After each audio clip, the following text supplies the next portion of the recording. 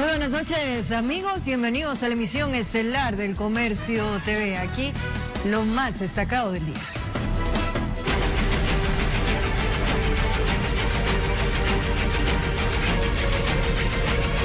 En el sector de Bellavista de Calderón, una cámara de seguridad grabó el violento accionar de dos delincuentes a bordo de una motocicleta. La afectada, una joven mujer, quien valientemente se enfrentó a los sujetos.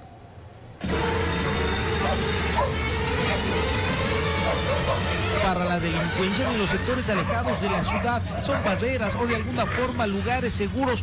Hasta el barrio Bellavista de Calderón, al norte de Quito, llegaron dos sujetos a bordo de una motocicleta y el copiloto sorprendió a una mujer que salía de casa. También asaltaba a la vecina que nos supo conversar que le habían asaltado de día claro. El aparente delincuente le quitó el celular y la mujer de forma decidida se enfrentó al sujeto mientras sus mascotas buscaban ahuyentar al motociclista, pero poco fue lo que consiguieron. Hay niños, hay niñas que son muchas veces violadas y robadas los celulares, las mochilas, en motos vienen por acá atrás del cementerio y es un caso terrible. El chofer dio vuelta y regresó y con una violencia que espanta prácticamente se fue encima de la solitaria mujer, a quien la botó al suelo de un aventón. Sí, un peligro tremendo, pues nosotros estamos a cuatro ojos. Imagínense también la inseguridad de que las mamás van a retirar a los niños que salen a las 6:30 y por aquí están pasando a 7 de la noche. A pesar que todo estaba en su contra, la víctima no se dio por vencida, intentó seguir a los delincuentes, pero más pudo la violencia de los amigos de lo ajeno, quienes salieron triunfadores. Claro, 2 versus una mujer que les dio dura batalla. Los de las motos, a lo menos con pistolas, con cuchillos, entonces a las chicas les roban, porque ahorita cuando están en clases, ¿qué tienen que hacer las chicas? ¿Dejarse robar? Todo fue registrado por una cámara de seguridad. Así la delincuencia sigue atacando sin tregua. En Quito informó Iván Casamen. Moradores de la cooperativa 7 de septiembre en el Guasmo Sur expresaron su preocupación por un robo que fue cometido con arma de fuego y en presencia de un menor de edad. Las cámaras de videovigilancia muestran la presencia de 2 adultos conversando sobre la acera. Alrededor de ellos se aprecia a un menor de edad de solo 4 años, jugando en su bicicleta. Minutos más tarde se logra apreciar el paso de esta motocicleta con 2 personas a bordo. Y segundos después, regresa el liviano vehículo y se parquea junto a las víctimas. El copiloto saca un arma de fuego y apunta sin importar la presencia del menor de edad. El robo tardó apenas 8 segundos y luego se marcharon los desconocidos en medio del rechazo de sus víctimas. Acudimos al sitio de la novedad, Cooperativa 7 de septiembre en el Guasmo Central Sur de Guayaquil. El afectado aseguró que se llevaron su teléfono celular, pero inmediatamente empezó la bulla del vecindario. Y eso puso nervioso a los antisociales, quienes optaron por salir de inmediato. Ay, no me percaté, llegaron por la parte de atrás y me apuntaron con una arma. No, pues el pillo lo que enseguida me dijo, te voy a matar y entrégame todo lo que tú tienes. Con mi vecina grita, ¡ay! No le terminaron de robar porque uno hizo bulla con mi amiga, entonces ya pues. Sin embargo, el dueño del teléfono reconoce que esta tarde volvió a nacer, ya que el ladrón accionó el arma en su contra. Pero fue cuestión de un milagro, porque no salió el disparo. Lo que me estaba apuntando él rastrilla el arma y a lo que se va, y le puedo ver lo que él a lo que se va a subir a la moto, la vuelve a rastrillar y creo que se le encasquilla el tiro. Informó José Morales.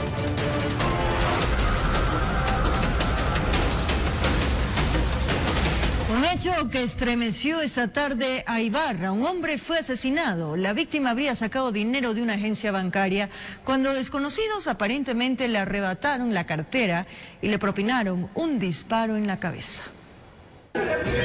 3 disparos le pega. El video se viralizó rápidamente en las redes sociales. En el piso yace un hombre cubierto de un charco de sangre. La escena hace estremecer aún más porque junto a él hay un niño, un pequeño que llora y trata entre sollozos de que la víctima se levante. Tratan de llevárselo, pero él se niega con la cabeza. La terrible escena ocurrió en los exteriores de un banco en Ibarra, donde desconocidos atacaron al ciudadano que sacaba dinero, la conocida modalidad de sacapintas, explica la policía.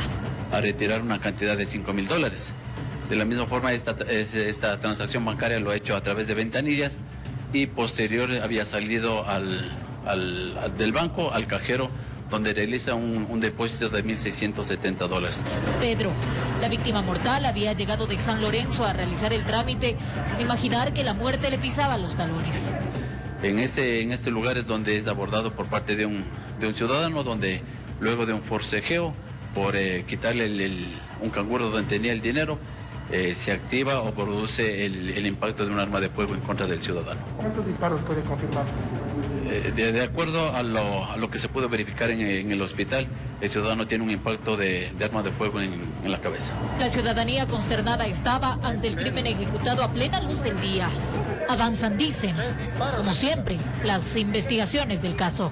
En este momento seguirán los trámites con la Fiscalía para determinar y llegar al paradero de estos delincuentes. Y es que la inseguridad abunda, está en todas partes. La ciudadanía está cansada de los delincuentes. La pregunta es, ¿hasta cuándo? Informó Marilyn Jaramillo. Mientras que en el norte de Quito fue detenido un padre acusado de una presunta agresión sexual en contra de su hija menor de edad. La denuncia la hizo la madre del adolescente. En ocasiones se arruga el alma contar historias que se generan en la ciudad. En esta oportunidad una menor habría sido víctima de los deseos más bajos de su propio padre. El reprochable hecho se habría concretado en el sector de Colinas del Norte. Según el reporte policial, la madre del adolescente denunció la violación de su hija. No, pues es algo bien triste para la familia. La menor de 13 años de edad le contó a su madre el infierno que estaba viviendo en manos de su propio progenitor, quien supuestamente la obligaba a tener relaciones sexuales y bajo amenazas la presionaba a acallar la horrible pesadilla terrenal. La señora, al enterarse de lo sucedido, no dudó en denunciar la presunta agresión sexual y lideró la captura del supuesto violador. Debe ser cogido y castigado. Y debe ser, así sea el papá o primo, lo que sea, debe ser castigado. El hombre de 45 años de edad fue detenido en el sector de Colinas del Norte, mientras la menor cuenta con asistencia profesional. Las autoridades advirtieron que los casos de abuso y violencia sexual en su mayoría se concretan en el círculo familiar y de amistad de la víctima. La mayoría de hechos de violencia sexual no son sujetos de una planificación anterior. Esto es el abuso sexual y la violación, sino que se producen en el momento por varias circunstancias. Mientras dura la etapa de instrucción fiscal, el sospechoso está con prisión preventiva. De ser encontrado responsable, podría pasar largos años pagando su desequilibrio sexual. En Quito informó Iván Casamen. Se registra una balacera en la isla Piedad.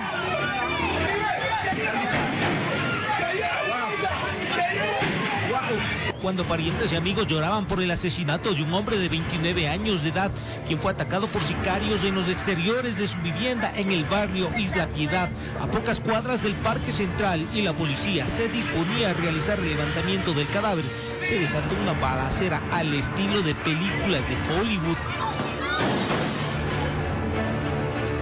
Un equipo periodístico de TVC presenció y registró una balacera. El hecho lo protagonizaron bandas delictivas. ¿Dónde sucedió? Se lo contamos más adelante. Además, también en medio de una cobertura periodística sobre el registro de 3 muertes violentas bajo el estilo sicariato, se registró una balacera que alarmó hasta los policías que custodian el Guasmo Sur de Guayaquil. Sucedió la madrugada de este lunes 18 de abril. 8 sujetos a bordo de 2 autos llegaron al sector de la Punta Arrecha del Guasmo Sur de Guayaquil. Bajaron y dispararon contra 3 personas, 2 hombres y una mujer, quienes se encontraban en una de las esquinas del sector. Los 3 quedaron tendidos en la calzada, con varios impactos de bala, por lo que fueron trasladados por sus familiares y amigos hasta una casa de salud. Pero pocos minutos después, fallecieron. Personas que se dedicaban al consumo de sustancias sujetas a fiscalización. Tenemos la banda de lo que son los lagartos y las águilas, que son los que estarían disputando el territorio aquí. Las víctimas fueron identificadas como Alison Landazuri Espinosa, de 19 años de edad, Byron Peralta, de 20 años, y Harold Carriel Hernández, de 23 años. Ninguno contaba con antecedentes penales. Ya en horas de la mañana, varias unidades élites de la policía montaron un operativo de control, requisando todo vehículo que circulaba por la zona. Porque está fuerte la delincuencia ahorita ya. No me preocupa. Yo vivo más allá al fondo y ayer que mataron a otro. Hay demasiada inseguridad ya. Y los enfrentamientos se registran minuto a minuto, uno de ellos presentados la mañana de este lunes en el sector conocido como Punta Recha, donde varias unidades de la Policía Nacional se hicieron presentes. Y en medio de nuestra transmisión, una nueva balacera se registraba en el lugar, por lo que decidimos movilizarnos con el resguardo de la policía hasta el sector de la Punta Recha, sitio violento del Guasmo Sur. Ustedes vieron que fuimos alertados por el ECU 911, por supuesto, detonaciones de arma de fuego, ¿no? La acción de nosotros fue rápida, avanzamos nuevamente al lugar, a Punta Recha, la gente no presta mayor colaboración, no indican versiones, o si no se trataría de un tipo de señuelo sería, ¿no?, para tratar de distraer a las unidades policiales que estamos realizando el trabajo aquí en el sector. Durante el feriado de Semana Santa, en la zona 8, que corresponde a los cantones Guayaquil, Durán y San Borondón, se presentaron 18 muertes violentas bajo el estilo de sicariato. De estas 3 corresponden a la zona del Guasmo de Guayaquil, sitio que sin duda debería ser intervenido lo antes posible, informó Carlos Julio Gurumendi. Al menos 7 personas resultaron heridas tras un accidente de tránsito múltiple registrado en la Ruta Viva en Quito. Varios de los afectados quedaron entre los fierros retorcidos de los automotores. Una camioneta, 2 camiones tipo tráiler y un taxi se vieron involucrados en un siniestro vial registrado este lunes en la Ruta Viva, sector La Primavera. Fue un inicio de semana con sabor a tragedia. ¿Y quienes llevaron la peor parte? Los carros. Bastaba con tan solo ver al taxi para darse cuenta de la brutalidad del hecho. Este quedó reducido prácticamente a chatarra. Los 2 vehículos pesados a un costado de la vía, uno de ellos virado sobre la calzada. Llegaron entonces los elementos de ayuda para atender la emergencia. Hubo heridos. En el lugar se pudo constatar un siniestro de tránsito entre 2 vehículos pesados, 2 vehículos livianos, total 7 pacientes, 3 de los cuales fueron extricados con técnicas de rescate vehicular y 4 pacientes con múltiples contusiones. 3 ambulancias se desplegaron, 20 efectivos en total. Desconectaron las baterías de los carros para evitar una mayor desgracia, donde por fortuna no hubo víctimas mortales, eso sí, de manera milagrosa. El tránsito vehicular luego de poco fue habilitado. Se pide a los conductores manejar con precaución, sobre todo en aquellas arterias viales donde hay bastante carga vehicular. Informó Marilyn Jaramillo. Una avioneta fue encontrada incinerada casi en su totalidad en el cantón San Borondón, en la provincia del Guayas. La Policía Nacional realiza investigaciones para determinar la procedencia de la aeronave y conocer el paradero del piloto. Unos dicen que fue en la madrugada y otros en la mañana, pero fueron los agricultores quienes avisaron a la Policía Nacional de lo que había al filo de los terrenos de sembríos de arroz. Una avioneta con el 80% de su estructura incinerada. No se encontró más evidencias de alguna situación ilícita. Parece que tuvo daños mecánicos y por eso proceden a destruir para no dejar evidencias. Por ese recinto mata de caña del cantón San Borondón en la provincia de Guayas, no se reportó de haber visto personas heridas o fallecidas. Nadie sabe qué pasó con el piloto, si esta era utilizada para fumigación o transporte de pasajeros, qué llevaba en su interior, se la incendiaron o se incendió en un aterrizaje forzado por algún desperfecto mecánico. Son muchas de las interrogantes que las investigaciones despejarán en ese caso. El dueño de los predios de esas arroceras indica que es la segunda ocasión que ya aterriza una avioneta.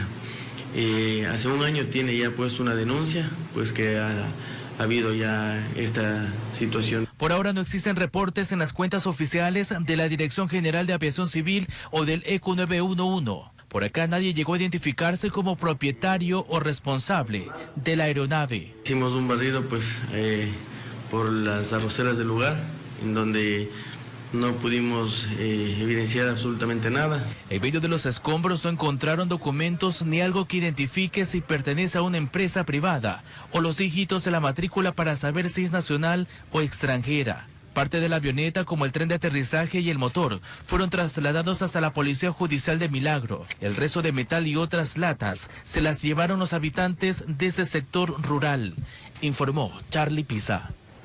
3 personas están desaparecidas desde el 22 de marzo en el río Colonso Chalupas del Parque Nacional Yanganates. Los rescatistas esperan mejoren las condiciones climáticas para retomar las operaciones de búsqueda. Eran las 4:30 de la tarde del pasado 22 de marzo, cuando Esteban Zambrano, Daniel Martínez y Milton Grefa se comunicaron por última vez. Ellos salieron en un helicóptero privado rumbo al río Colonso Chalupas, ubicado en la espesa vegetación del Parque Nacional Yanganates, supuestamente a rescatar a otros compañeros de trabajo. No sé qué pasó, la verdad, porque se han perdido, será que ellos están por ahí, la verdad no sabemos en sí nada. Los familiares de los desaparecidos cuentan que su regreso a casa estaba previsto que sea vía terrestre en 4 días. Pero hasta la fecha nadie sabe si tuvieron éxito o fracasaron en el rescate que supuestamente emprendieron. Necesitamos un helicóptero para que así vayan con personas con capacidad a meterse a la montaña. La Fiscalía de Napo recibió la denuncia por parte de los familiares e inició un proceso de investigación. Quienes mantuvieron contacto por última vez con los desaparecidos y rindieron su versión libre y voluntaria. Porque ellos se encontraban y fueron las últimas personas que tuvieron contacto con los hoy desaparecidos. Y se están realizando las actividades correspondientes, se ha coordinado ya con los organismos pertinentes para que realicen la búsqueda. Por su parte, las instituciones de primera respuesta esperan que mejoren las condiciones climáticas para empezar la búsqueda aérea y por vía terrestre. En este caso necesitamos apoyo de los compañeros bomberos del Tena, bomberos de Baeza y bomberos Archidona, y inclusive unir también con las policías del Güell, también, que ellos también tienen su grupo de rescatistas y para poder trabajar coordinadamente. Informó Juan Sarmiento. Una mujer que recibió una bala perdida mientras atendía un restaurante en el sector de Bastión Popular de Guayaquil falleció tras agonizar por varios días en una casa asistencial. Sus familiares están sumidos en el dolor. Fue un hecho lamentable que se dio en el sector de Bastión Popular, esto al noroeste de Guayaquil. Al parecer, tras producirse una balacera en el sitio, una bala perdida alcanzó a una joven que atendía un local de asaderos de pollo. La mujer quedó tendida en la caja hasta que termina el suceso violento, el cual duró varios segundos. De ahí que fue trasladada hasta una casa de salud y varios días después de estar en agonía, falleció. Los trasladamos hasta el hogar de la fémina, sin embargo los familiares no quisieron dar detalles de lo ocurrido, solo nos expresaron que deja un pequeño en la orfandad. De ahí que en el lugar de los hechos tampoco hubo versiones de los moradores, peor de los testigos, pues aseguran que esa parte de la ciudad cada día se vuelve más violenta y por ello prefieren guardar silencio en la zona, informó Julio César Saona. La juez de la unidad multicompetente de San Borondón afirma que negó la prisión preventiva contra 4 implicados en el robo a 3 casas de la vía San Borondón, porque la Fiscalía no justificó el riesgo de fuga y tampoco presentó videos que evidencien su participación en el delito. Imagínese si yo, antes de tomar una decisión... Que no juzga en función de Twitter, sino en derecho, como el de los 4 procesados por 3 atracos en una urbanización de vía San Borondón, presentados por la policía, frente a la prisión preventiva que solicitó el fiscal. No sustentó los requisitos establecidos en el Código Orgánico Integral Penal y sobre todo la participación de cada una de las personas dentro de este supuesto delito. Se supone que hay unos videos, hasta el momento yo no los he visto. Existía un pendrive con los videos que estaba anexo al parte. Fiscalía llevó al policía apresor que relató todo lo que aconteció. Hay evidencia, sí, que dicen que son las cosas que se robaron, pero eso tiene que determinarse más adelante si en efecto son las cosas que se robaron. El fiscal Ceballos apeló su decisión y ella entiende que en los próximos días deberá sortearse la sala, pero tampoco se abstrae y si Sala considera de que en efecto hay los elementos suficientes para dictar una prisión preventiva, revocará mi decisión. Según la policía, uno de los detenidos ya tenía antecedentes. No le podría ¿Información decir. no la tenía usted? No le puedo decir en este momento valorar si tiene o no tiene antecedentes y si eso es suficiente o no para algo. Que tiene la conciencia limpia porque no ha beneficiado a nadie, como lo aseguró el alcalde Juan José Yunes en los bajos de la corte. No de los pillos, sino en beneficio de los ciudadanos. Él está en todo su derecho de presentar las quejas en las cuales él se cree asistido como autoridad de esta ciudad. Yo no estoy a lo que el alcalde piense, a lo que los medios piensen, a lo que la asamblea piense. En San Borondón, con cámara de Juan Bustamante, informó Jorge Escobar.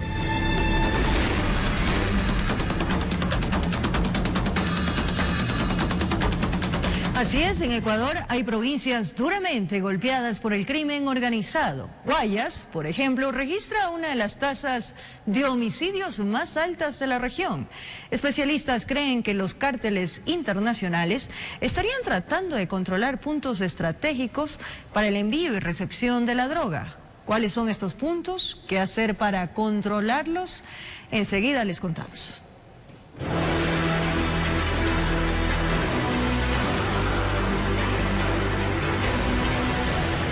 A Ecuador se le acaba el tiempo para cambiar el curso de su historia. La violencia criminal cada día gana más espacios, conquista nuevos territorios y se afianza en el poder. Esta cruzada delictiva tiene como su principal arma al miedo. En los cables de tendido eléctrico quedaba la señal de un hecho terrorífico. Eran las partes de la masa encefálica de un hombre a quien le incrustaron explosivos en su cabeza y lo detonaron, quedando decapitado. Dos cadáveres de sexo masculino permanecían colgados en un paso peatonal elevado. La víctima fue decapitada. Luego, introdujeron el cuerpo en dos sacos de yute y la cabeza en una funda. Analistas consideran que Ecuador ya no es el mismo de hace algunos años. Es decir, ya no es el país de paso de la droga, sino que ahora es el productor de esta y otras actividades ilícitas. Estamos viendo en el país, sin darnos cuenta, el aparecimiento de los años 80 en Colombia de los microcarteles que van a comenzar a proliferar de aquí en adelante. Los cárteles más peligrosos del mundo se instalaron en Ecuador y coparon sus puertos y fronteras con ejércitos criminales. Esto, a decir de analistas, es un síntoma que ya se ha presentado en otras latitudes. Por ejemplo, donde en México podemos ver la violencia desbordada, como en Michoacán, Colombia. Un caso particularmente relevante hoy en día por Ecuador es Putumayo o Nariño, estos dos departamentos fronterizos. Ahora bien, ¿estamos camino a convertirnos en un estado fallido? ¿Puede Esmeraldas o Guayaquil convertirse en una nueva Sinaloa? Algunos especialistas creen que si no se aprende de la historia, es muy fácil volver a sufrirla. Tienen que aprender de Centroamérica muchos de los errores que hemos cometido y que no se deberían de cometer. Empezando por pensar que este tipo de violencia se detienen con una mayor intervención militar. A pesar de ser uno de los países más violentos del mundo, Ecuador aún tiene opciones para combatir el crimen organizado. Lo que sirve es atender a las causas estructurales, es decir, son las maneras de inclusión, las maneras de ascenso social, las posibilidades de tener una vida más digna, más justa, un trabajo. Finalmente, la historia no está escrita en piedra y aún es posible pensar en días mejores. Informó Álvaro Terán. Atención, el ministro del Interior, Patricio Carrillo, confirmó la veracidad de un video donde aparecen dos policías para promocionar una nueva organización de captación ilegal de dinero. El funcionario informó que se trata de agentes en servicio activo. Vamos a pagar en efectivo el cheque que te había entregado. ¿Recuerda usted este video de aproximadamente 2 minutos en que hace días se viralizó a través de redes sociales? Seguro que sí. Aquí se observa como un hombre al interior de un vehículo cuenta billete tras billete, $10,000 en efectivo, y le entrega a un sujeto que al otro costado está vestido de policía. Este último al final del video agradece por haber recibido esta alta suma de dinero. Dios le pague, don Marquito, don Dieguito. A la familia Renacer, Dios le pague. Estas imágenes hicieron cuestionarse a la ciudadanía y a las propias autoridades si el video era o no real. Pero fue el mismo ministro del Interior, Patricio Carrillo, quien confirmó la veracidad de este material audiovisual. Es real ese video, efectivamente. Nos preocupa que inclusive fajos de billete tengan, como es los sellos de cooperativas, entre ellos la misma cooperativa de la Policía Nacional. Y es por eso que el ministro afirma que la Policía Nacional ya inició un proceso. Bueno, los 2 policías están identificados, son funcionarios que laboran aquí en la ciudad de Quito, están sometidos, insisto, al tema administrativo. Yo los nombres no los puedo dar, hay una reserva de la investigación en la Fiscalía. Además, según el funcionario, no se conocen datos que permitan visualizar cuántos efectivos de la policía están involucrados, pero el ministro estima que es un número considerable de uniformados. Nos preocupa muchísimo en la captadora Big Money, se identificó cerca de 300 funcionarios. En esta estructura se está realizando la investigación, pero se estima que es un número considerable también de uniformados. Este nuevo caso, Renacer, se suma al de Big Money, descubierto el año pasado y cuyo líder, Miguel Ángel Nazareno, más conocido como Don Nasa, fue hallado sin vida una semana después de que fuera visto en las instalaciones del Ministerio de Defensa. Informó Ismenia Solórzano. Se registra una balacera en la Isla Piedad.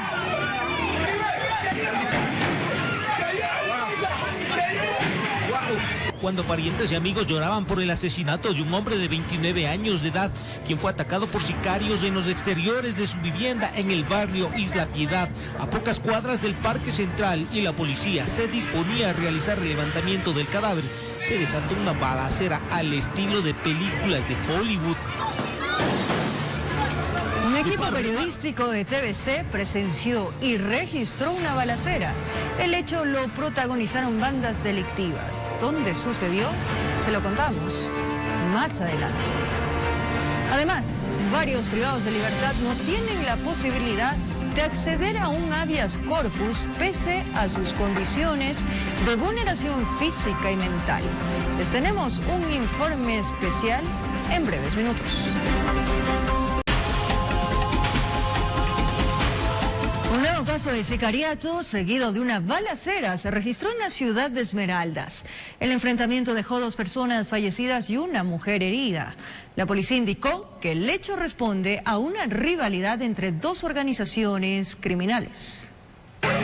Se registra una balacera en la Isla Piedad.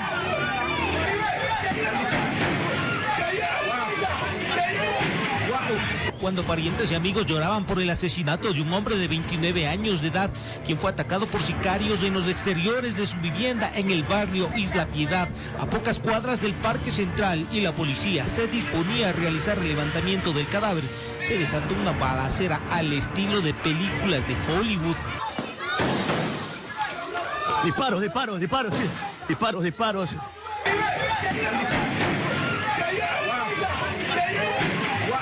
Un cruce de balas sin precedentes en plena ciudad, según el comandante de la subzona Esmeraldas, coronel Javier Buitrón. Se trató de una retaliación por el asesinato minutos antes de un presunto miembro de una banda delictiva, a quien le mataron con 20 impactos de proyectil. En esta oportunidad se aseguraron que no vuelva a ponerse de pie. Los sicarios están enfrentados entre sicarios. Son 2 organizaciones criminales que les tenemos identificadas.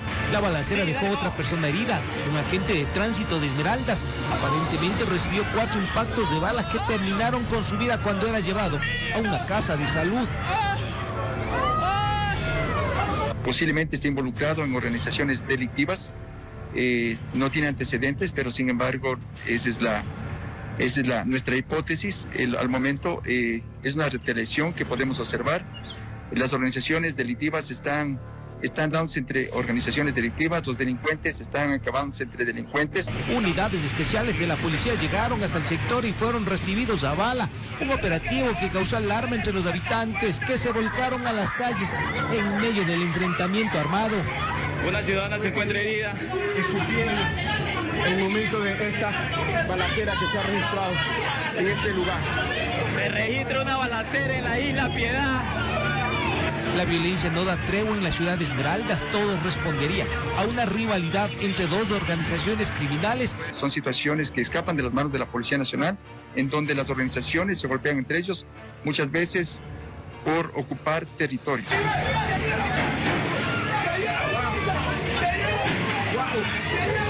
En lo que vamos del 2022 suman ya 133 muertes violentas en la provincia de Esmeraldas. En Quito informó Iván Casamin. La justicia no llega a todas las personas.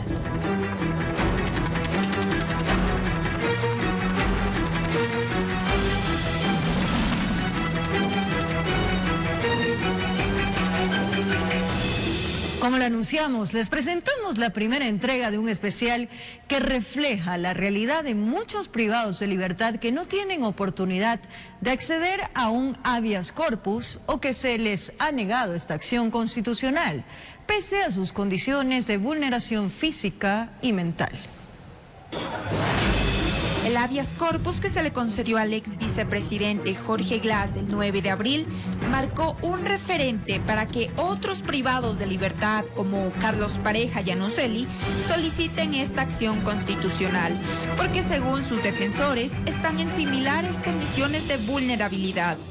Vemos que, primero, en relación a las dilaciones que hemos tenido nosotros en casos frente a la prontitud, a la celeridad en la que se dio el habeas corpus a favor de Jorge Glass, nos preocupó muchísimo, ¿no? Porque existe una clara distinción entre unos casos frente a la gran mayoría de otros casos en la realidad jurídica, en protección de derechos de personas privadas de libertad que no tienen ningún tipo de privilegio. Pero, ¿qué es un habeas corpus? Según la Constitución ecuatoriana, es una acción que busca recuperar la libertad de quien se encuentre privado de ella de forma ilegal, arbitraria o ilegítima, además de proteger la vida y la integridad física de las personas privadas de libertad. Si es así, ¿a cuántos privados de libertad se les estaría vulnerando su integridad física y mental y podrían solicitar esta acción? Según datos del SNAI, en los centros de privación de libertad serían al menos 965 personas con enfermedades graves. Sin embargo, un reporte del Ministerio de Salud duplica esas cifras. Solo en una cárcel regional existirían 650 casos de enfermedades crónicas. La justicia no llega a todas las personas. Por ejemplo, en el caso de Jorge Glass, él tuvo varias oportunidades para presentar un habeas corpus tras habeas corpus y diferentes tipos de acciones. Muchas personas en el sistema ni siquiera tienen una posibilidad, una oportunidad para presentar una acción de ningún tipo. La Fundación Dignidad ha presentado 13 acciones de habeas corpus correspondientes a vulneraciones de salud y 5 exhortos por mala atención médica en los centros de privación de libertad. La práctica jurídica nacional nos ha demostrado reiterativamente que muchas veces, incluso ganando las acciones de habeas corpus, no se deja en libertad a las personas privadas de libertad. Incluso demostrando tortura por tratos crueles, inhumanos, degradantes o tortura mismo psicológica. Después de las masacres penitenciarias se negó la libertad de una persona y ganamos parcialmente ese habeas corpus. Se confirmó que la persona había sido torturada psicológicamente al ser sobreviviente de estas masacres, pero aún así, pese a esto, no se le otorgó la libertad. No se pierda los detalles de estos casos en una próxima entrega. Informó Andrea Navarrete. En el ámbito político, ante una posible evaluación en su contra, la presidenta de la Asamblea Nacional, Guadalupe Llori, vuelve a presentar ante la justicia una acción de protección, esta vez en contra de los miembros del CAL, algo que genera pugnas al interior del Parlamento. La presidenta de la Asamblea Nacional, Guadalupe Llori, solicitó una nueva acción de protección en contra de todos los miembros del CAL, a excepción de Natalia Arias, representante de la bancada oficialista. La semana pasada, Llori, a través de un video, indicó que el proceso de la calificación de la denuncia en su contra presentaba irregularidades. Lo que decidieron estos asambleístas no tiene ninguna validez. El jefe de la bancada de Pachacuti rechaza el accionar de la presidenta. Y vamos a sentarnos con la presidenta. No podemos seguir haciendo este tipo de cosas que lo único que hace es estancar los procesos en la Asamblea Nacional. Esteban Torres, jefe de la bancada del Partido Social Cristiano y denunciante contra Guadalupe Llori, solicita a la justicia comparecer en la causa como tercero coadyuvante a fin de defender lo actuado por el CAL. Esto mientras el asambleísta autoproclamado rebelde de Pachacuti, Mario Ruiz, plantea una vía. Se aferran a un cargo, se aferran a que no haya una evaluación, lamentablemente. Lo que queda es una autoconvocatoria. Pero el oficialismo, que coincide con Guadalupe Llori, se niega a esta posibilidad. Que mientras no se cumpla con la legalidad no van a contar con nuestro respaldo para autoconvocarse absolutamente a nada.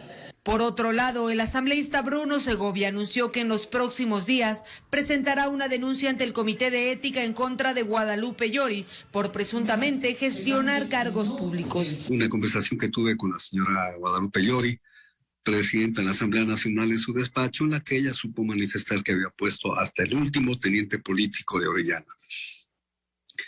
Verificado los nombramientos de gobernador, de intendentes, de comisarios y tenientes, efectivamente tienen vinculación con la señora presidenta de la Asamblea, son exmiembros de Pachacuti.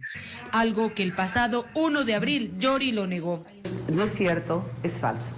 Informó Valeria Navarro. Más adelante, el futbolista Cristiano Ronaldo informó a través de sus redes sociales sobre el fallecimiento de uno de sus hijos. Les tenemos los detalles aquí en TVC.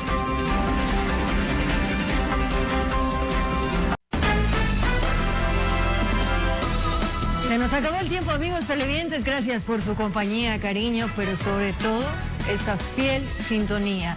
Que tengan un buen inicio de semana. Un abrazo grande.